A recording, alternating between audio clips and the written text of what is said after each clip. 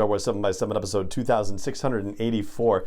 We're going to continue our series of looks at various crime syndicates in operation around the time of the Galactic Civil War and afterward.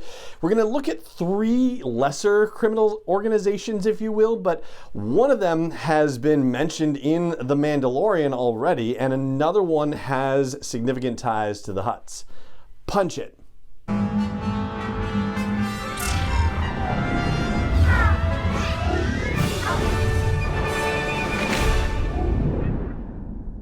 Hey Rebel Rouser, I'm Alan Voivod and this is Star Wars 7x7, your daily dose of Star Wars joy.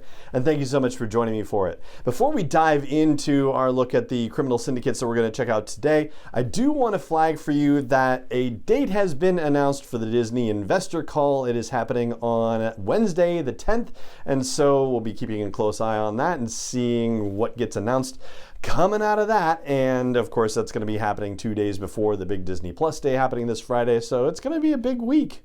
Okay, so to the business at hand.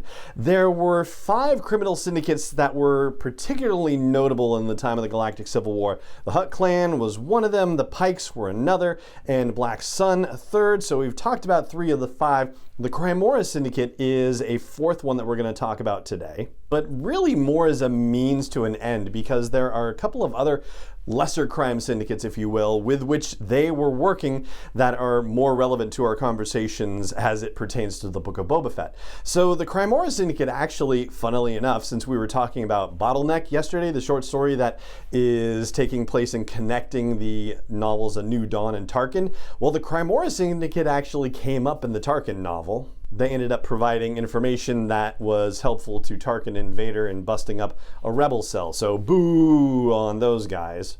But one of the things that you particularly need to know about the Crymora, or be reminded of as the case may be, is that the Crymora were working with another organization, a lesser up-and-coming organization, if you will, and that is the Droid Gotra.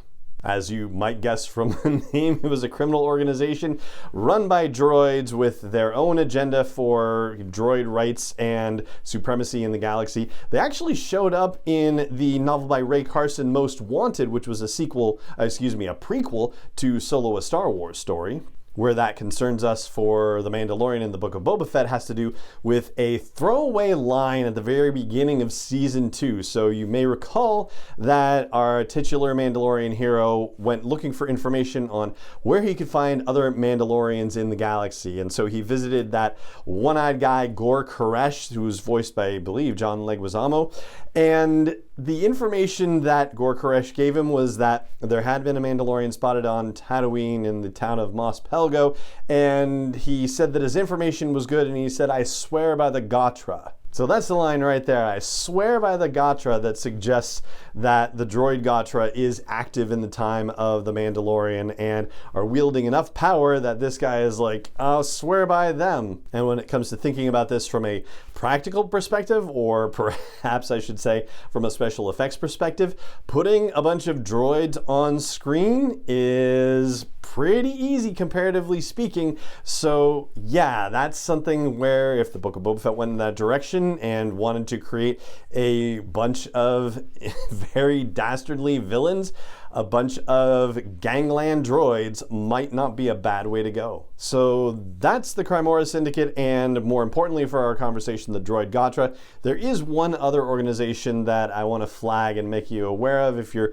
not aware of them already. And before I do that, I do want to give a quick shout out to our friends at cufflinks.com who have been so wonderful in partnering with us for this episode of the show and for this past month. And today on the video version of the show, I'm getting into the holiday spirit by showing off a Mandalorian holiday themed tie. It looks like it's a bunch of Christmas ornaments on it, but when you look closer, you can see that Grogu in his little hover pram is one of the items that's mixed in with the ornaments. There's also a Mudhorn logo that's mixed in with the ornaments. And there are other Easter eggs in there as well. I'm not going to spoil them all for you, but it just goes to show once again how the three brothers that founded this family-owned company, like, they love Star Wars and they bring it to all the accessories, and it's no wonder that they are the official exclusive license provider of cufflinks for Star Wars. And they also have a whole range of other licenses that you can check out as well. In fact, speaking of checking out, I got to remind you, promo code SW7X715. That's the promo code you want to use when you go to cufflinks.com, regardless of what you're getting and regardless of the size of your order. If you use that promo code SW7X715, you'll get to take 15% off your order. One more time, that's at cufflinks.com, and just use promo code SW7X715 at checkout. All right, so let's talk about that last up-and-coming organization. And it was, in fact, according to Wikipedia, declared as sort of an unofficial 6th crime syndicate of the 5 crime syndicates. So 5 plus this, like, hey guys, don't forget about me kind of organization. And that's the Son-tuul Pride, Son-tuul Pride. And they come up because of a storyline in the very first Darth Vader series of comics. It takes place after the events of the original Star Wars, aka A New Hope, where Darth Vader is essentially humiliated by Emperor Palpatine and made to serve General Tag, who is all about the Star Destroyer armada and doesn't care so much about giant space weapons like Tarkin did. But for Vader, that's a lesser concern compared to the fact that some Force-sensitive pilot was able to blow up the Death Star, and he desperately wants to know who this Force-sensitive pilot was.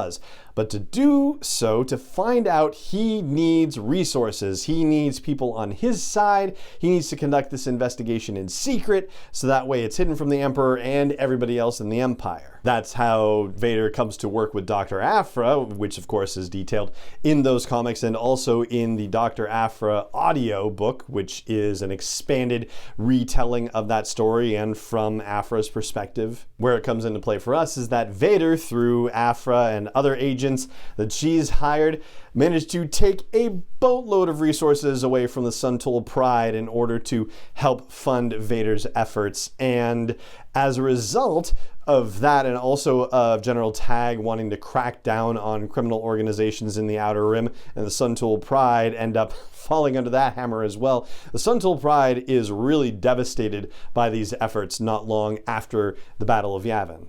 And you know who's happy about that? The Hutt clan, because as it turns out, the Son-tuul Pride were giving the Hutt clan problems and were seen as major competitors, and so the Hutts were quite happy that Vader and the Empire managed to do some significant damage to the Son-tuul Pride. But they were eventually able to get themselves going again, and they show up in the War of the Bounty Hunters we keep talking about. So it seems like we're getting primed for all of these criminal organizations and their existence and their interplay by that War of the Bounty Hunter series, which means we're probably going to have to look at it sooner rather than later to prepare for the Book of Boba Fett as well. The bottom line is that they were back in operation sometime between 3 and 4 ABY, and presumably still a thorn in the Hutt side. So once the Hutts are out of the way and are in decline after the events of Return of the Jedi, one might imagine that the Son-tuul Pride was a beneficiary of that situation. And so when Boba Fett shows up and takes over Jabba's palace, then, it's going to put him at odds with whatever remains of the Hutt clan, and potentially puts him at odds with Son-tuul Pride as well. I mean, they might be happy that Boba Fett is taking on the Hutts, but he may also be partnering with the Hutts for all we know, or just going to take over that organization, and Son-tuul Pride might see that as a threat. So it's kind of hard to see which way they're going to go on this one, but it seems like it's quite a possibility that both the Son-tuul Pride and the Droid Gotra could get involved in the events of the Book of Boba Fett based on the history that we've just talked about on this episode of the show. And that right there is going to do it for this episode of the show. It just remains for me to say thank you so much for joining me for it as always, and may the Force be with you wherever in the world you may be. 7x7 is not endorsed or sponsored yet by Lucasfilm Limited, Disney, or 20th Century Fox, and is intended for entertainment and information purposes only. Star Wars, the Star Wars logo, all names and pictures of Star Wars characters, vehicles, and any other Star Wars related items are registered trademarks and/or copyrights of Lucasfilm Limited, or their respective trademark and copyright holders. May the Force be with them. All original content is copyright 2021 by Star Wars 7x7. We hope you love it.